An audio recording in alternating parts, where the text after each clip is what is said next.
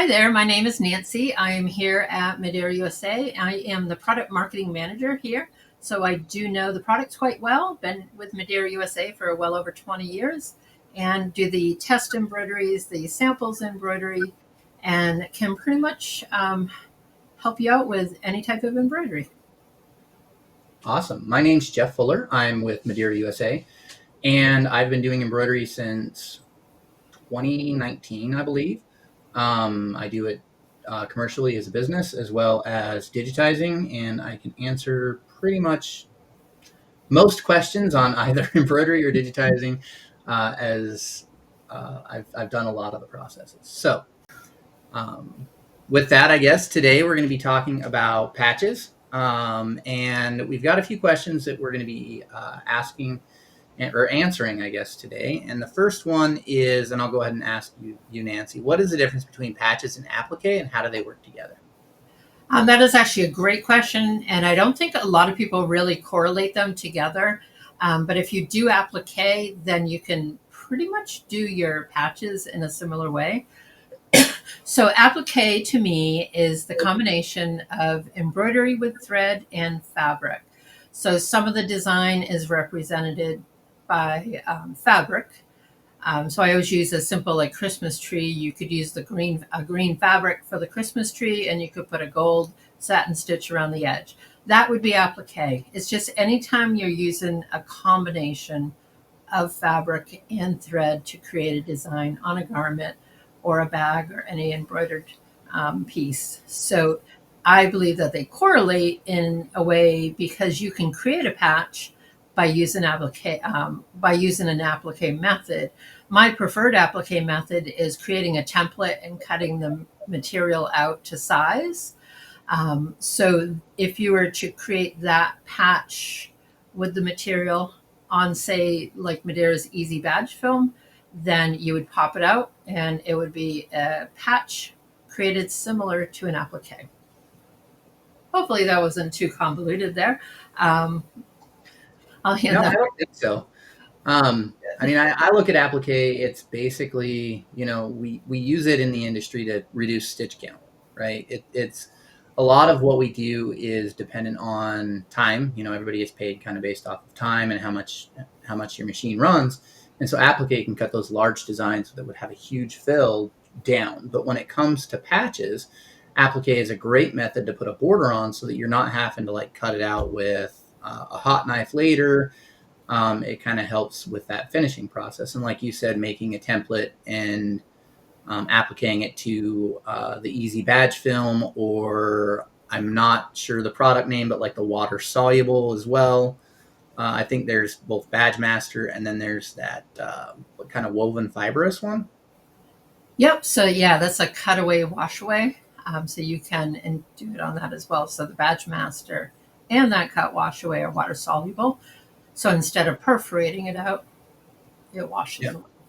it washes away. So essentially, you can use applique to put a border on a patch, and that's where they tie together really well. Is traditionally we use it for reducing stitch count, but you're doing a patch, you can use it to add a border and get a nice clean border with minimal cleanup after the fact.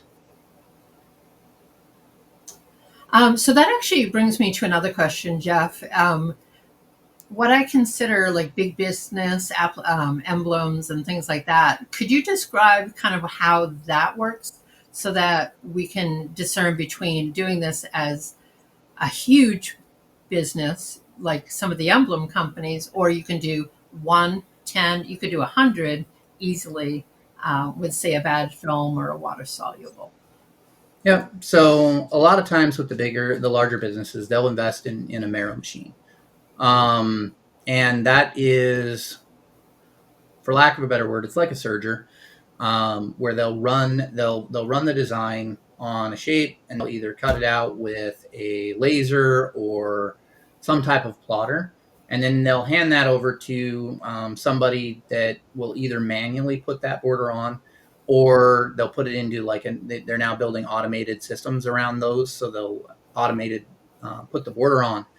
And the biggest difference between, let's say, doing an applique method or hot cutting is when you're running a marrow machine, takes about 20 seconds. If you have a really skilled operator, it takes about 20 seconds to put a border on a patch. Those things really run fast at around 4,000 to 5,000 stitches per minute, and it zips around. It's a lot faster. So large businesses tend to do it that way, or they'll do a version of hot cut where they'll actually, that's good for simpler shapes. When they do more complicated shapes, they'll actually do the border, and they'll either use like a CCD laser that'll optically recognize the patch and cut around it, or they'll do some type of hot cut process. But they're looking at scale, so they want to get them out as fast as they possibly can with the least, I don't want to say the least amount of work, because it is still work, but the least amount of time that it takes to produce each patch. And so they'll use, a machine with 24 heads. They'll be running a full sash of them. They'll kick them out as fast as they can, and they'll put the borders on as fast as they can. Right. So it's more efficient for them, but the money up front is a little more expensive, which is why, the smaller embroiderer is a little less likely to get into patches when they look at it that way. But, what we're talking about today, using whether it's a water soluble or a heat soluble base fabric is what I like to call it. Yep. So like the larger companies, because they're operating such a mass scale, they can do it really fast and their price per patch is down. But when you start looking at the small run patches, which I look at anything from like, well, I do as little as one up to, I'll do about 50, because when you start hitting 50, that's when you start catching into their minimums.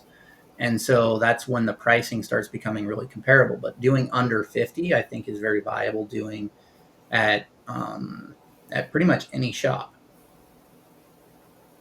I agree. And if you're even smaller, you could offer it at a pretty nice price point. You could offer, the onesie, twosies, customized patches.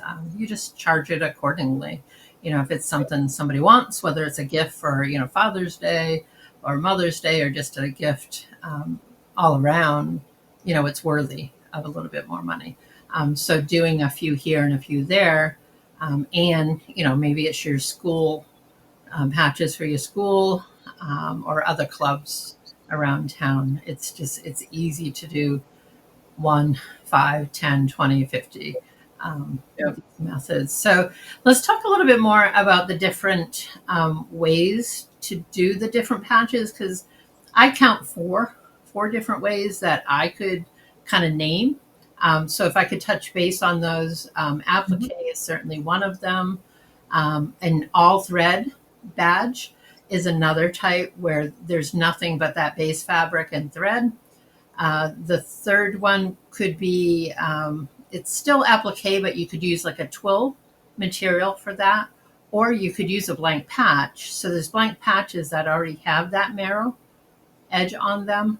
And you simply, you could do it in the water soluble or the badge film, and you just do the design in the middle of those. So that's another way to do it.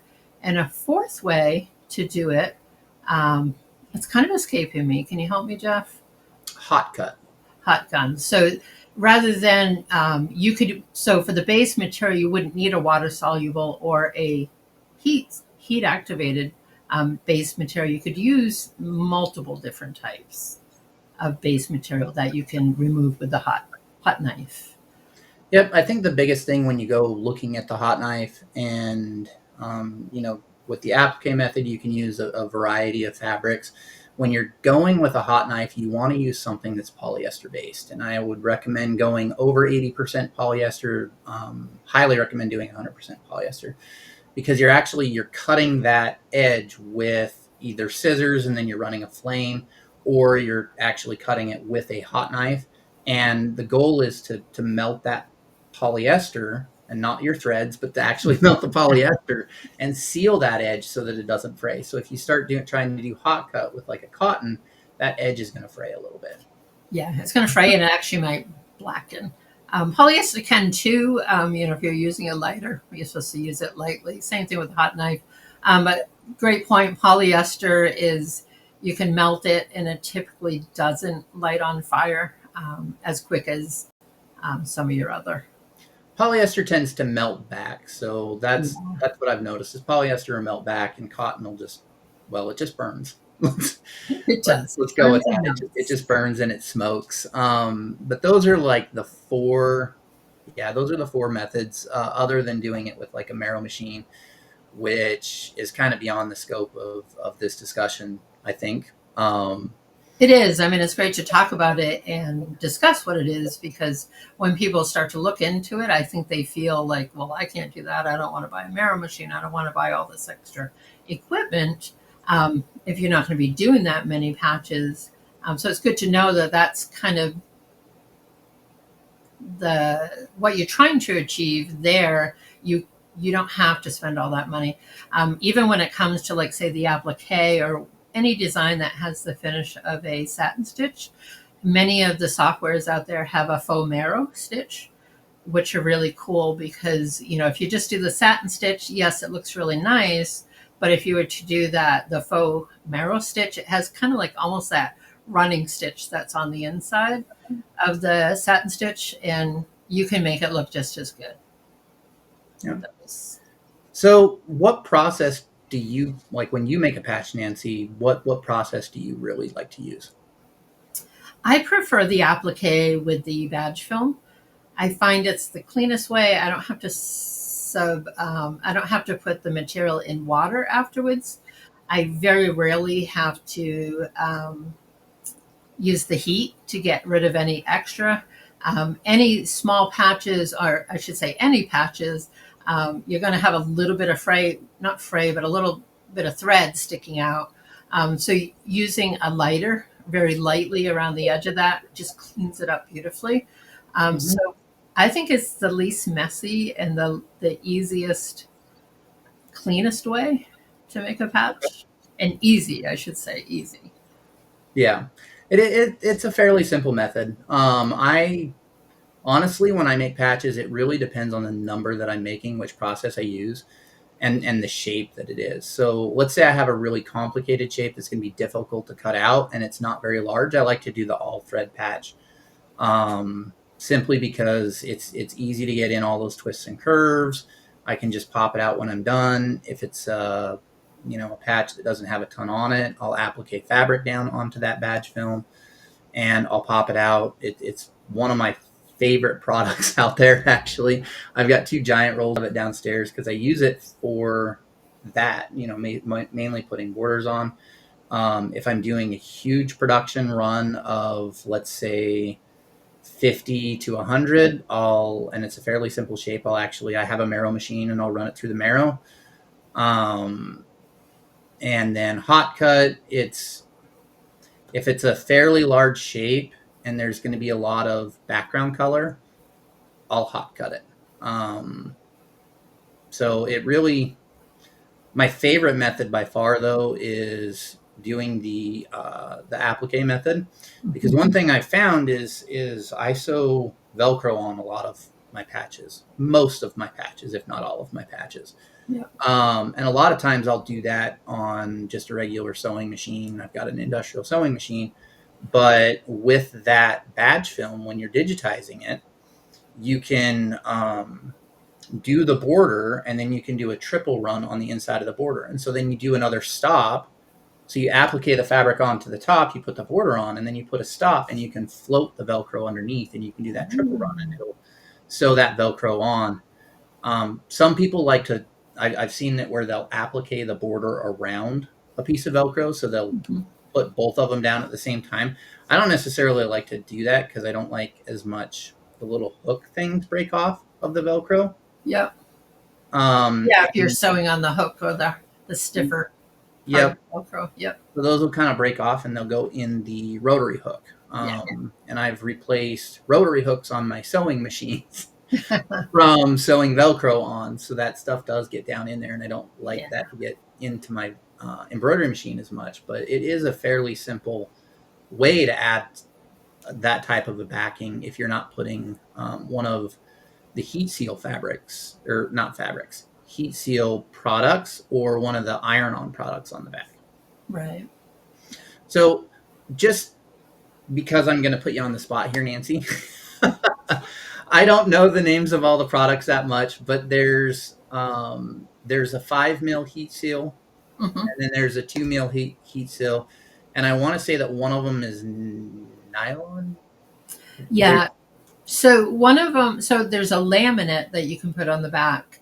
And the difference between a laminate and a heat seal is a laminate has only one side's heat activated. So this kind of finishes off the back of your patch. It's nice and clean. If you want to hand it to somebody, your customer who's going to say sew it on, that's a great way to finish a patch. It kind of seals all the frayed um, thread that's kind of hanging off the back. You know, even if you trim it, there's always a little bit. And then we have two different heat seals. So a heat seal it's activated on both sides. Both the laminate, the heat seal come with a paper, protective paper. It's kind of like a silicone type paper. So when you put it in the heat press or use an iron, it protects your platens from sticking to the product. Um, so one is basically your heat seals, your professional heat seals are more apt to be chosen by the fabric that they're being adhered to. One is a little more specialized where it's like wool and acetate and some cotton fabrics. The other one's more popular because it seals to your polyester um, and your blends. So those are your typical fabrics that you're gonna, whether it's your cap or toad or anything that you're putting patches on, it's more apt to be a polyester material or at least have some polyester in it, whether it's a blend.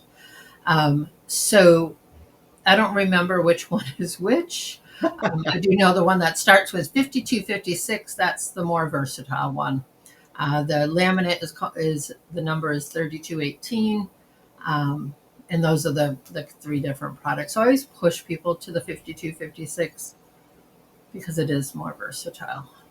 Okay. See, and that's something that I didn't actually know, is that that I knew that there were two different makeups. I didn't really know what the difference was and why there was a difference. I just know the one that I like to use. And I think I actually talked to you when I started in 2019. I called in and you told me buy this one. And so that's just the one that I've been using ever since, but I didn't really know why. Right. Um, Yeah. so that's actually pretty cool. As embroiderers, we all know one thing: placement matters. That's why we put together this quick video and 3 free placement guides so you can hit the mark every time. Whether it's a left chest, full front or back, shoulder, arm, or cuff, we've got you covered. So let me ask you this. Can any design be a patch? If you're doing applique and it's going on a material, kind of, a lot of them can be turned into patches, but you can't just simply take a design and expect it to act like a patch. Does that make sense? It does. Some designs are more suited, they'll fit inside of a shape. Some designs are a little out there. We've all seen those designs that you look at and you're like, oh, that's interesting that it fits on a left chest sometimes. Um, that you Can have, you? Yes, you can with everything.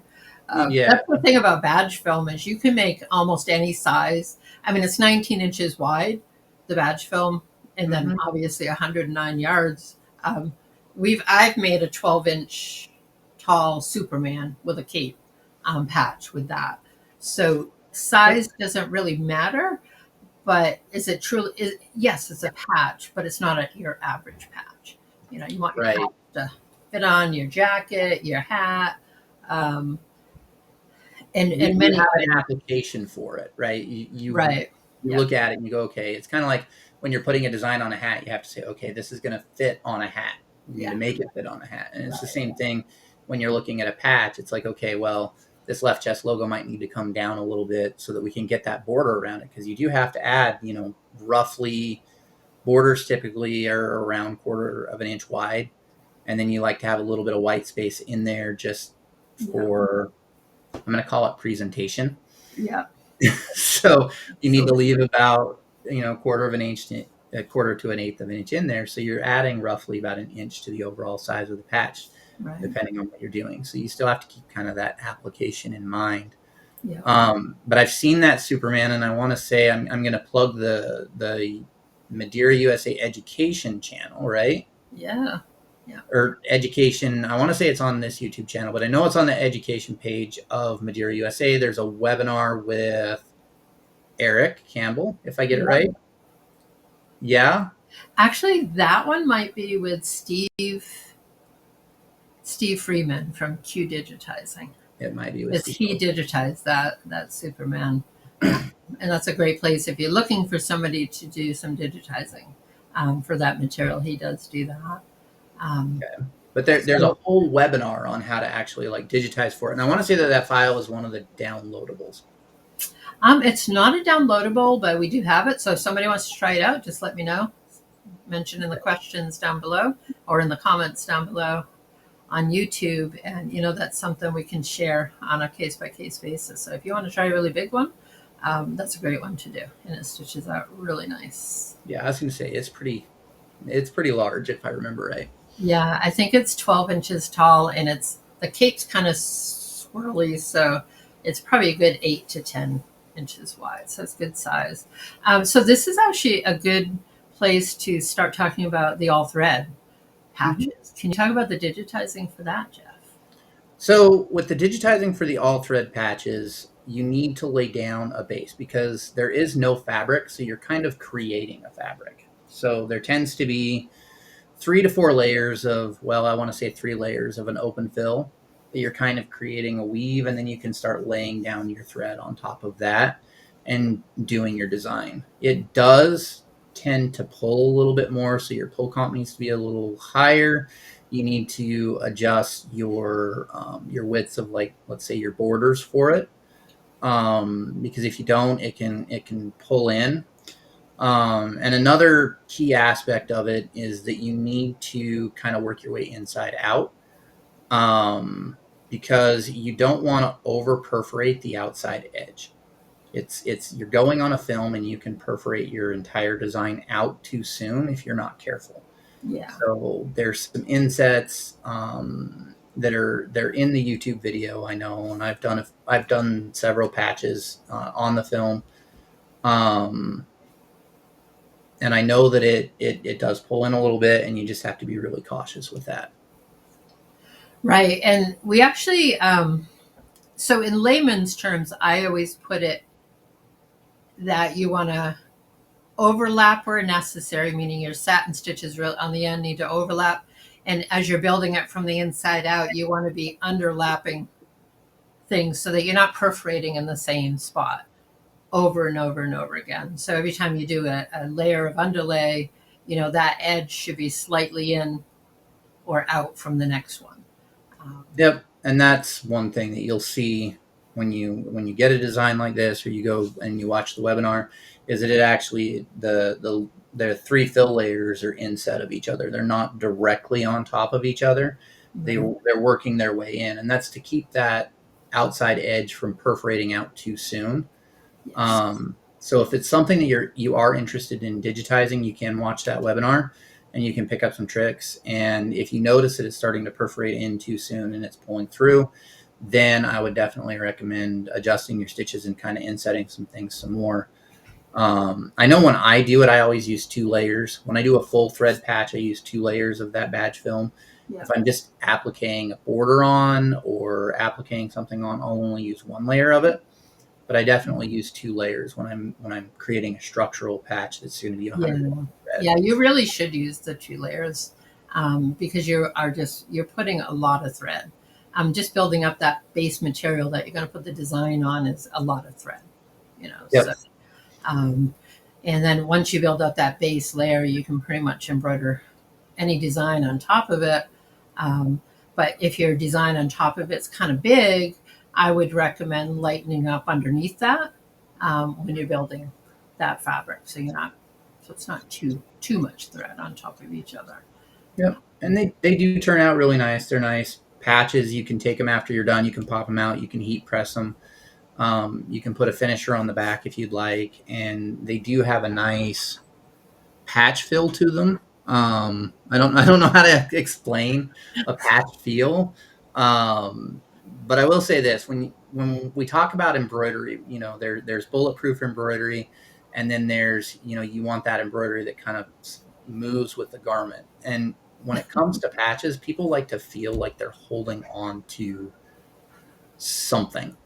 And I know that the heat seals that Madeira sells adds to that stiffness. So that's one of the reasons I really like to heat seal the back of my patches before I put Velcro on them, is because I like to give it that little bit extra rigidity. But that is something that people, they look at. It again, it kind of depends on what they're going to use it for. Like if I'm going to put it on a garment, I want it to be, fairly flowing with the garment. I'm going to try not to stiffen it up more.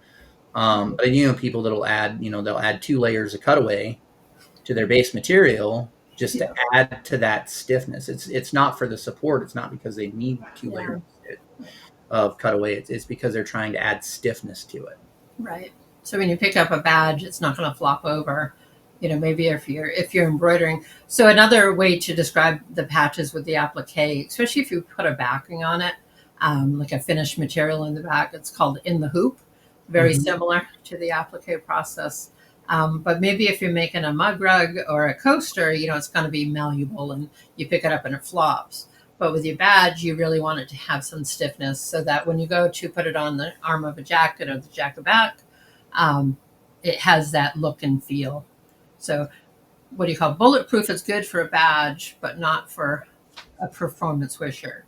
Right? Well, I will say bulletproof feel. You don't want a bulletproof patch because that means your design is way too dense, but you do want that kind of feel to it. Yes. And that kind of goes into like the materials that you use for a patch. So like I personally, when I make a patch, I like to fuse my cutaway to my material. So in some instances, you can buy pre-made patch twill that has either like a cryoline or a buckram or some combination of stabilizers already fused to it. Right. I typically just use my own fabric and I fuse cutaway to it. I found that when you fuse it, especially when you're doing something large, you won't get any bubbling around your design. Yep. So I like to fuse it. And then, like Nancy said, you can, if you're doing a small run, you can pre-cut your templates. One of the tricks I've done is I'll put a manila folder in the hoop and I'll run my placement line or my cut line. And I take it out and I can cut around the needle penetrations. I can use that as a template to cut my materials. But for me, I like to use a 100% polyester twill and a cutaway or 2, depending on how stiff I want it. But typically, I only use 1 cutaway, and then I'll end up using the Madeira heat seal on the back of that. So I do a similar thing with the template, but I do use a nice, crisp, heavyweight tearaway. So I do the same thing. I don't like the soft tearaway because it's very fuzzy. But manila and envelope or cardstock will certainly do the same thing. So as far as material, you use a polyester twill-like material. How do you fuse the backing? So I like to buy a fusible backing if I can. Or I can tell you the thing that I also have done.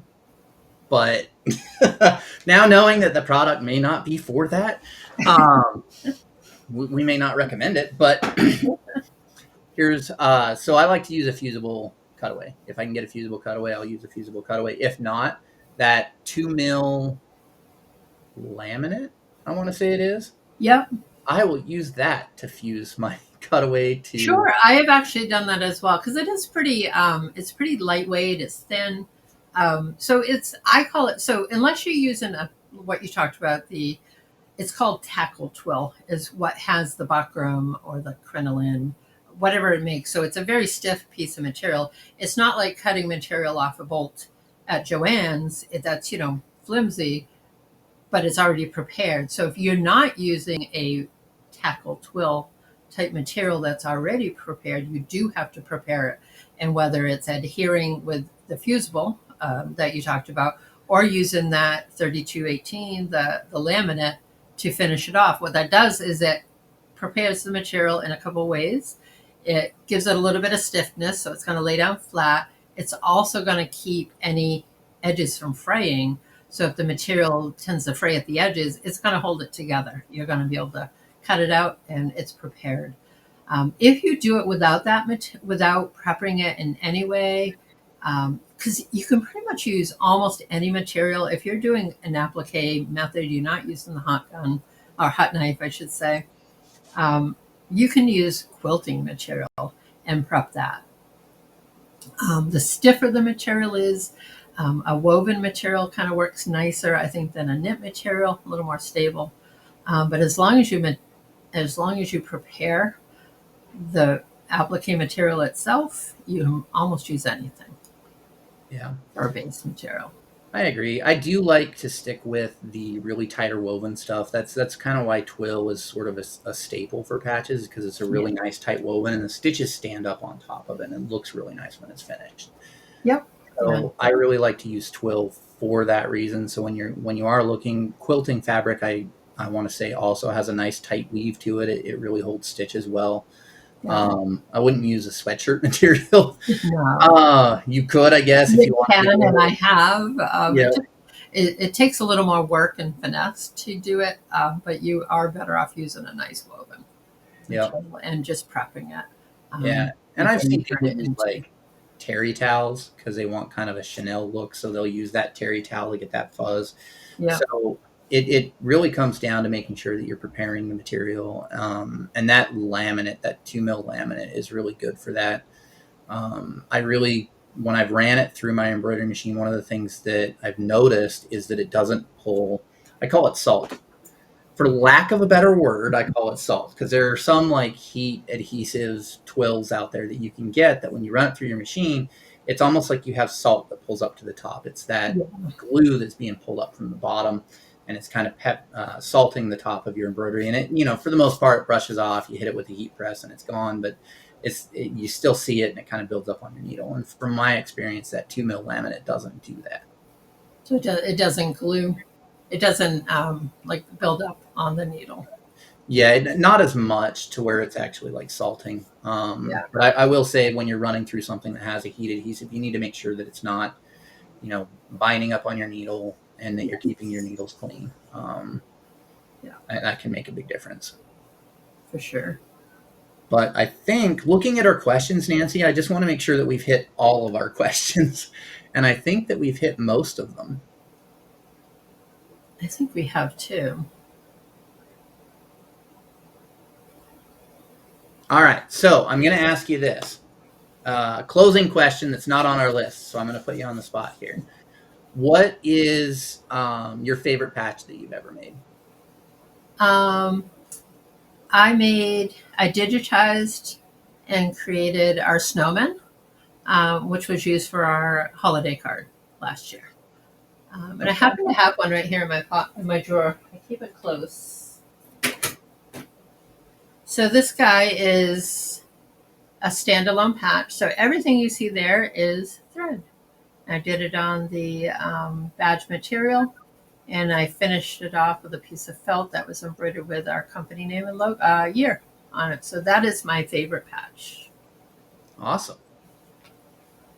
Likewise, what is your favorite patch? So my favorite patch is, and I'll grab a picture of it, is I actually digitized, I want to say it's a 10-inch, 8-inch tall or 10-inch tall. It's a lion wearing a crown. Nice. And it was one of the first ones that I did after learning about